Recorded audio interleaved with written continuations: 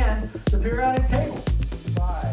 Now, these are the problems in 2015. If the characteristics of the next 100 years of information age are complexity and change, escalating complexity and escalating rates of change, if you cannot deal with complexity and change, you're not going to be in the game. And for 7,000 years, humanity has understood the only way to deal with complexity and change is architecture. So if you're not dealing with architecture, you're not going to be in the game. That was basically the argument I made today. Ja, John Sackman är ju alltid oerhört intressant att få höra. Han är ju en legend i vår bransch. Man kan säga att han är fadern till hela vårt område, enterprise-arkitektur. All new ideas are based on old ideas that you put. I put lots of notes in my notebook, and it's now full.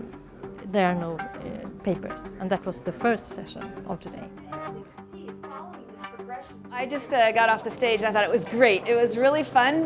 The public was really enthusiastic, excited, interested in what I was talking about. My focus is really trying to take a step back and taking a look at all the different technologies that are entering our workspace, our organizations, our society, and what does that mean for value creation?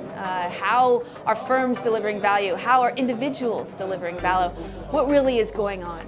What happens if we put the different technologies, if we think about artificial intelligence, robotics, drones, 3D printing, crowdfunding, Bitcoin, blockchain technology, I can go on and on, but if we were to put all these together with new forms of financing, new forms of thinking, such as the sharing economy, what really does that mean for value creation in society?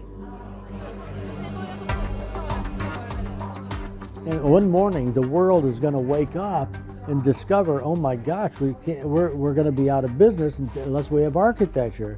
That moment, you're going to be looking around for somebody who knows something about architecture. That's why a conference like this is so profoundly significant. You need people to start thinking about this.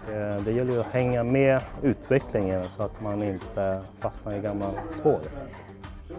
Och mycket utav det som tas upp under dagens seminarium handlar om det. Så att vi som är här, vi får den input, vi vet hur vi kommer agera när vi kommer tillbaka till vårt jobb imorgon. Hur vi ska möta framtiden. How many of you love your relationship with your mobile phone provider? Oh, there's a few. Maybe it's Sweden, I don't know. How many of you love your relationship, I don't know, with your bank? Well, this is one of the leading architecture conferences in the Nordic countries, and it's been around for 9 years, and it's grown every year. So what we have here is really a gathering of most of the significant enterprise architects and other architects across the entire region. How can we thrive and succeed? Well, the challenge that I'm looking to help this audience with is how to deal better with change. Architecture has generally been a rather static affair where you're trying to describe the organization.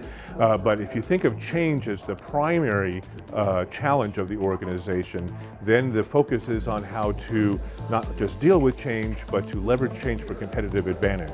And that's what we call business agility. So the challenge of agile architecture is architecting organizations for greater business agility. So that the customer says, wow, I love my insurance company. They say, I love it.